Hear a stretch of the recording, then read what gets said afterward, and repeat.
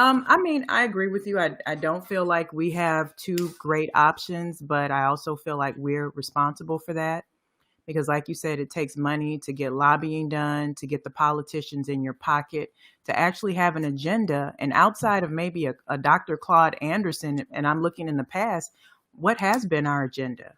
We should all be on code with what we want, and we should have the politicians in our pockets to get these things done. However, I'm still going to vote. And the reason why I'm going to still vote is because healthcare is something that is important to me. I've seen family members, and I'm a Black person.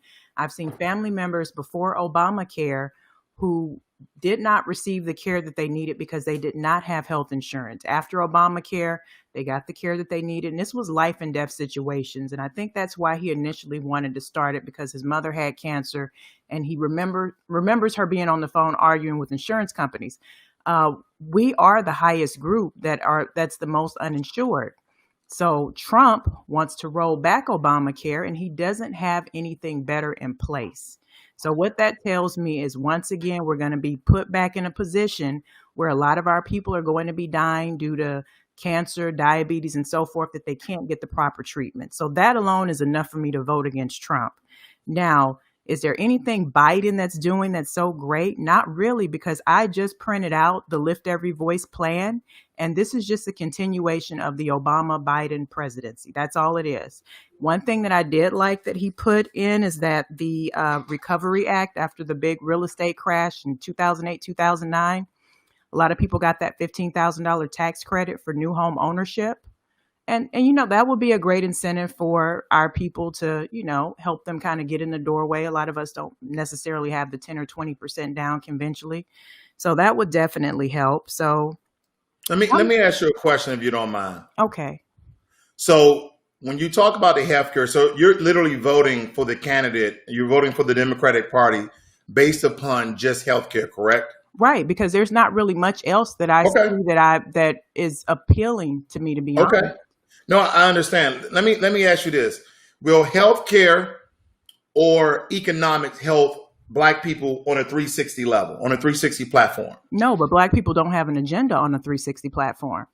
Where's the agenda? No, I know. I'm just asking a question. I'm just voting in a specific interest. We can vote. No, I'm saying, do you believe that healthcare or economics help majority of Black people, more one than the other?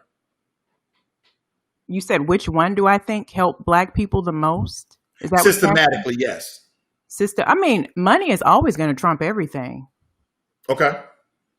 So the point I'm only making here is not between what candidate you should vote for or not. I'm not even getting to that argument. What I'm saying is, this is the reason why this election and the next coming election is going to be the most important for Black people, because like yourself, and that's not wrong at all, you do what you want with your time and your vote. But nonetheless, when we only vote on one particular thing where the majority of Black people systematically are economically poor, that's why we can't even afford certain health care. See, there's a wealth gap. There's a money problem in the Black community. So if we had, as a group, like, essentially white people and Indian people and Asian people in America, and we had that amount of wealth, we probably wouldn't even cared about Affordable Health Care Act. And I understand that is the predicament and situation that we're in now. So that's what you're looking at. But the problem is, we keep feeding in, we keep buying in on one or two things, and we're not using our vote as power. We're not holding our vote hostage and say, oh, listen, we're not going to vote for none of you suckers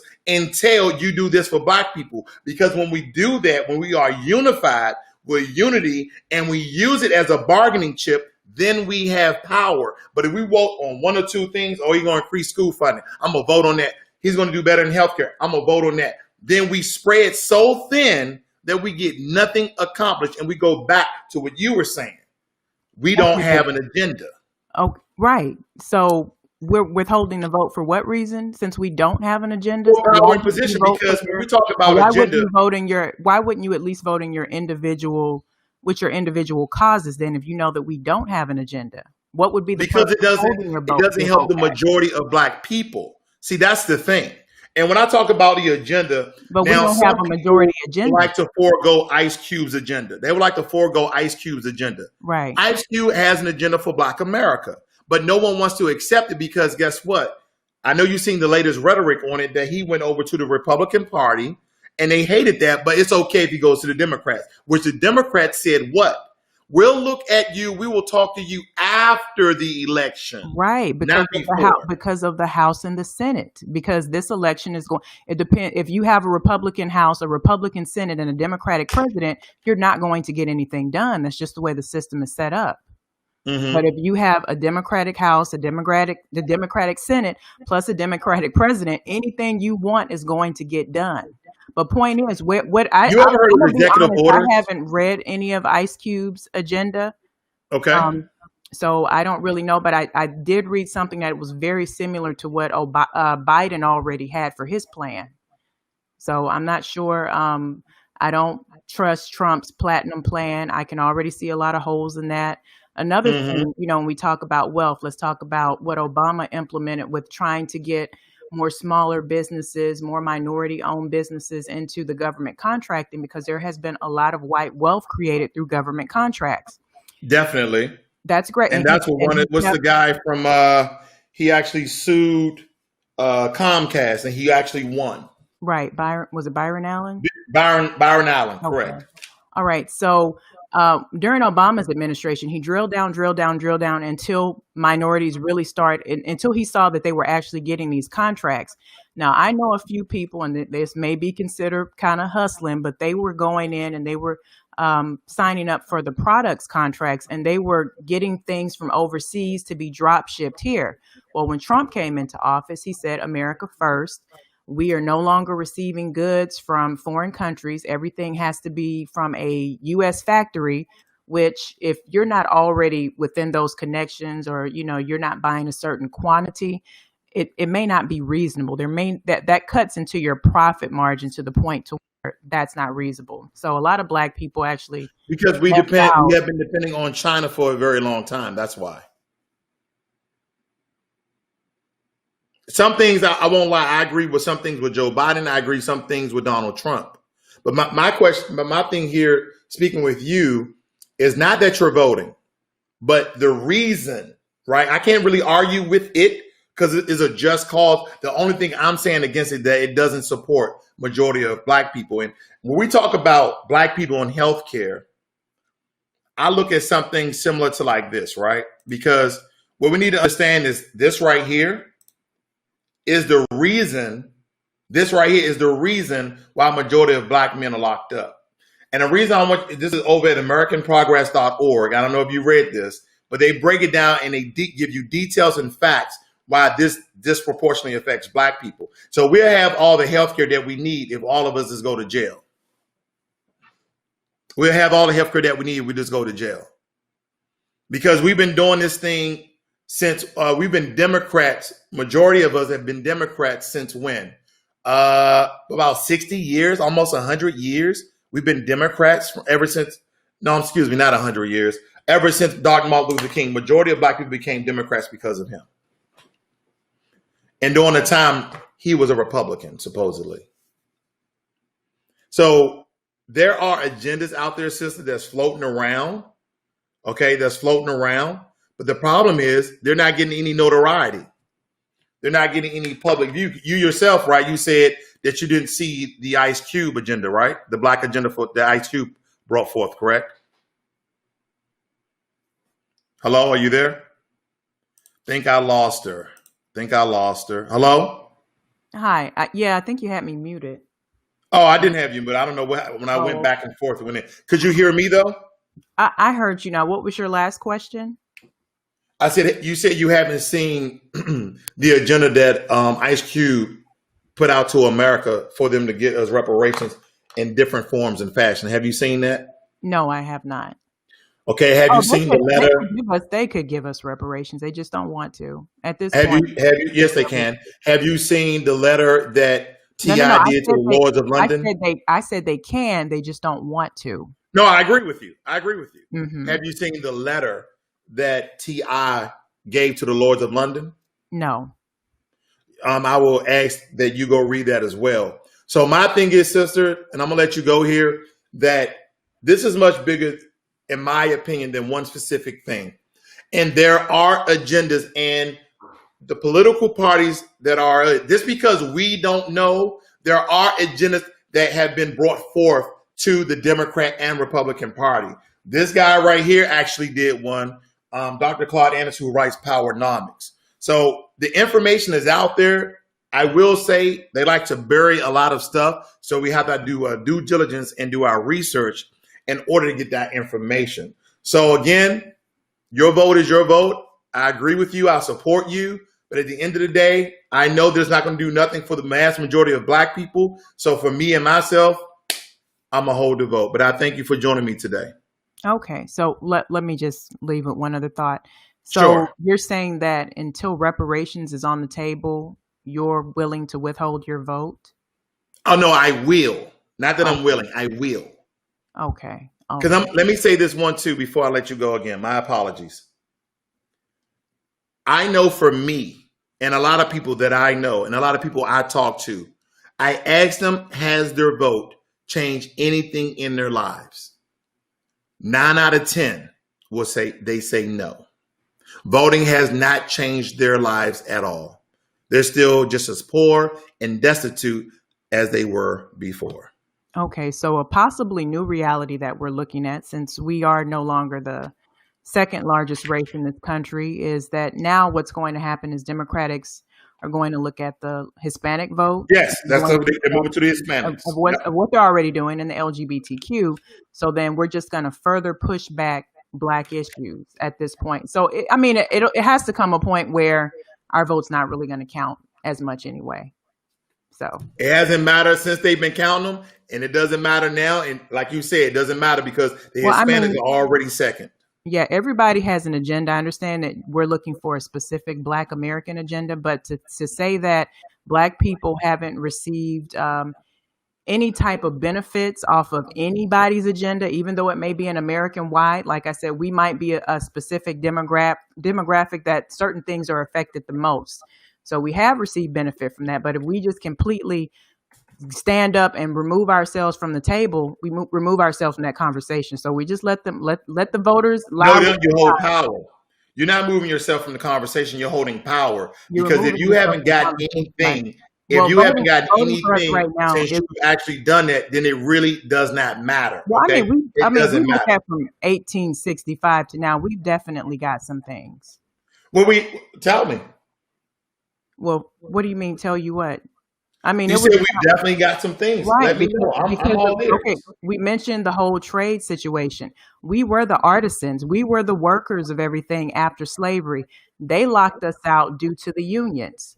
There's a lot of things that's happened to us systematically, and slowly these things are starting to be rolled back. Were we better or worse in the early 1900s?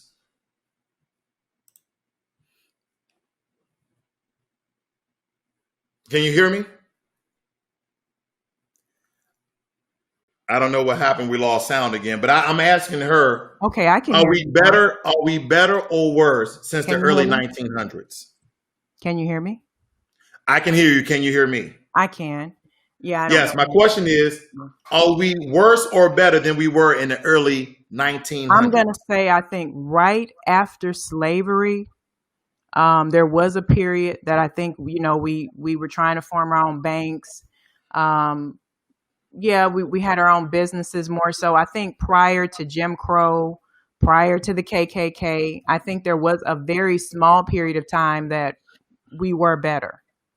But anything Okay. after that, yeah, we've been fighting. It's gotten better, but they put so many chains on us at that time. Well, let me ask you this. Let me ask you this. So from that time frame all the way up until 1920, since we released from slavery, there's been a lot of Black Wall Streets, right? The only one we give notoriety to is the one in Tulsa, Oklahoma, but there was another one in Boulé, Oklahoma. There was one in Durham, North Carolina. There was one in Richmond, Virginia. But there was ones in Atlanta. There was one in Chicago. They were smaller than those five I just named, but there were. We were segregated then, right? And then you move into what happened in 1921. What happened in 1919 that changed all of that? Because we need to understand that Tulsa, Oklahoma happened in 1921 when they bombed that city. That was one Black Wall Street. But what people forget to mention is 1919 is Red Summer. 1919 was the Red Summer, where they went around majority of the major cities, which all the cities had a lot of Black people. They started killing Black people. And the World War I vets that were Black who came back from war had to set up on the roofs of Black people and shoot them down. The point I'm getting is whether we could vote or we couldn't vote, white people found out a way, white supremacy, not all white people. I don't want to say that out of context. White supremacy finds a way to destroy us, and they still pander to us when we vote. When we vote. And we have got nothing in return because, again, we go back into those laws. We go back into those policies and legislation that, again, helps everybody. And see, a lot of us like, oh, what about the civil rights movement? We were never citizens of this country because the Constitution was made before we was even free. And let me just point you out with this right here. Let me show you this. Let me point this out really quickly. This is what a lot of people don't know. When people talk about reparations, this is reparations. Obama administration earmarks $12 million for Holocaust survivors. If you're good in history, where did the Holocaust happen? Where did the Holocaust happen? With the third rank in Germany under Hitler, right? Under Hitler. Let me just read a little bit of this to give you some perspective here. The Obama administration has awarded $12 million for assistance to Holocaust survivors, for assistance. That's what I call reparations. The allocation from the Department of Health and Human Services to the Jewish Federation of North America to be dispersed over 5 years is part of an initiative launched in late 2013 by VP Joe Biden to address the needs of survivors, in the United States, a quarter of whom live below the poverty line. Oh, economics. He's giving them money because these people who have survived the Holocaust, these people, these descendants of African enslaved, they are descendants and they live below the poverty line. No reparations for us, reparations for them. Combined with the matching private funds, the approximate $2.5 million per year over the 5 years will support $4.1 million in programming annually for organizations that help Holocaust survivors. Then this is the kicker. The JFNA said, according to JFNA, the funds will be used to advance innovations in person-centered, trauma-informed supportive services for Holocaust survivors. Then, these are our mothers and fathers, our teachers and our mentors, he said. They deserve to live their remaining years in dignity, and this award will help them make that a reality. $12 million to Holocaust survivors, and the Holocaust wasn't even America. Your vote will not save you, ladies and gentlemen. We need economics. We don't just need health care. We also need education. We don't just need education. We need justice. We don't just need justice. We need access. We need opportunity. We need the bag.